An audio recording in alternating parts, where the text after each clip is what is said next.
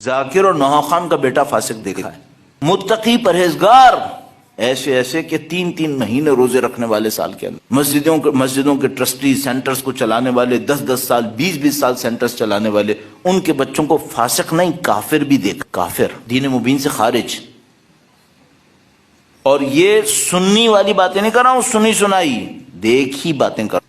اور میں تو یعنی اگر ابھی آپ کے مجھ سے کوئی ایک بتا، چلو ایک بتا دیتا ہوں۔ ایک جگہ پاکستان کے باہر تھا، ایک خاتون آئی، اس نے بتایا کہ بھئی ہم تو، ہمارے گھر میں سینٹر تھا، جو کچھ ہوتا تھا، جمعے کی نماز، عید کی نماز، مجلس، عزاداری، قصیدے، سب کچھ ہمارے گھر میں ہوتا تھا سالوں تک۔ نماز شب ہم قضا نہیں کرتے تھے، سال میں 3 مہینوں روزہ رکھتے تھے، ہمارے بچے بلوغ سے پہلے نماز شب پڑھتے تھے۔ سب کہانی سنا دی۔ اس کے بعد وہ رونا شروع ہو گئی، کہنے کی مولانا اب میرے بچے مسلمان نہیں ہیں۔ تو میں نے سمجھا کہ یہ اس کا اسلام کا اسٹینڈرڈ بہت اونچا ہوگا، جو ظاہر ہے اتنی تقویٰ کی باتیں کر رہی ہیں، اتنی عبادات اور زہد کی باتیں کر رہی ہیں، ان کا اسلام کا اسٹینڈرڈ بہت اونچا ہوگا۔ میں نے کہا ہاں ہوتا ہے، بعض اوقات انسان دین کے اوپر کمی رہ جاتی ہے، دین پر عمل نہیں کر پاتا ہے۔ کہنے کی نہیں مولانا مسئلہ یہ نہیں ہے، اب ان کے نام کافروں کے نام ہیں، اسلامی نام ترک کر دیے ان لوگوں نے، شادیاں غیر مسلمانوں میں کر لی ہیں، نام بھی ترک کر دیے ہیں۔ صرف ایک بات پوچھوں گا آپ سے، یہ اتفاقاً ہو سکتا ہے؟ یہ اتفاقاً کیسے ہو سکتا ہے؟ خدا کیوں سلب کرے گا؟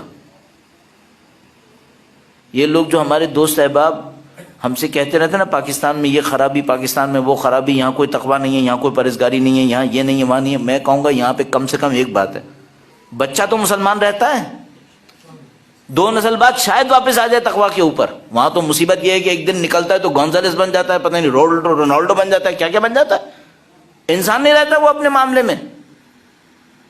وہ کسی سے جا کے، کسی سے، میں دوسروں کے ادیان کے نام بھی نہیں چاہوں گا، ان سے شادی کر کے بیٹھ گئے۔ بچے کیا ہیں پتہ نہیں بیچارے کیا ہیں، بچے بھی کنفیوز ہیں کہ ہماری آئیڈینٹی کیا ہے، ہم ہیں کون۔ اور اس کے بعد جو فخر سے گھوم رہے ہیں اپنی زندگی کے اندر۔ یہ تو مثلا ایک ملک کا سنا، ایک اور ملک کا، ایک صاحب بڑی جناب دولت کمائی، اگر میں اس ملک کے سٹینڈرڈز میں بھی بات کروں تو ان کے اپنے لوکلز نے اتنی دولت نہیں کمائی ہوگی جتنے یہ کما کے بیٹھ گئے۔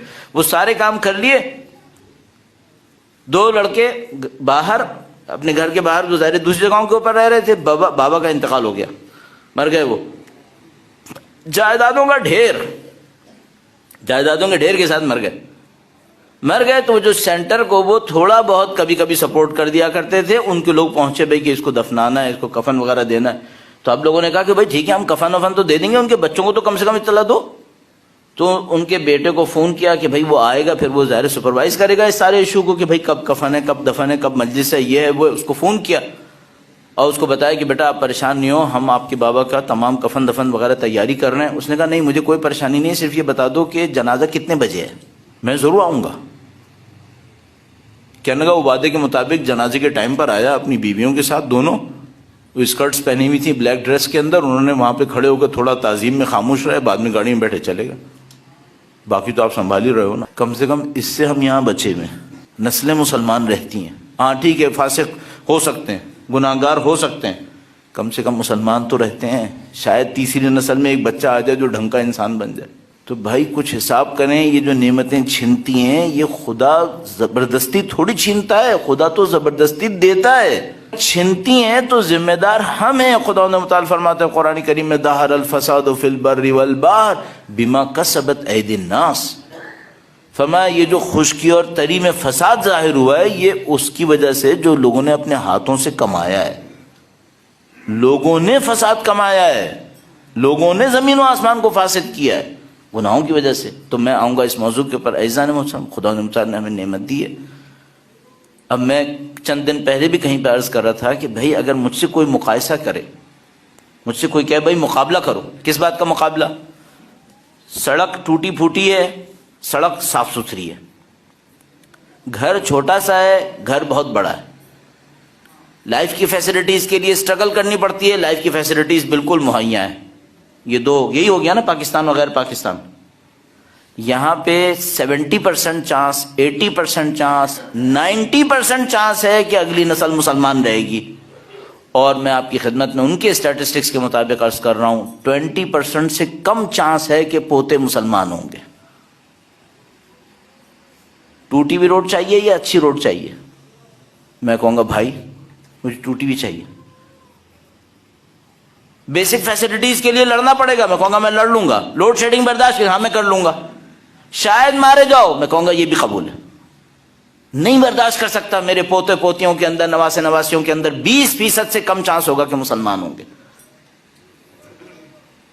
اس کو برداشت نہیں کر سکتا میں، باقی سب برداشت کر لوں گا. کیوں بھائی؟ یہ برداشت مجھے 30-40 سال کرنا پڑے گا. وہ جو میرے بچے میرے دین سے نکل جائیں گے وہ تو ابدی زندگی ان کی گمراہی ہو جائے گی.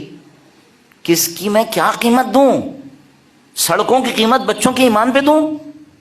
اور اگر کوئی یہ کہے کہ نہیں مولانا آپ جو ہے وہ بہت سخت لے رہے ہیں، وہاں پر بھی بچے ایماندار رہتے ہیں. ہاں 20% میں وہ بھی رہتے ہیں، لیکن ان کے اپنے اسٹیٹسٹکس بتا رہے ہیں کہ تیسری جنریشن میں مسلمان رہنے کا ریشو 20% سے کم ہے.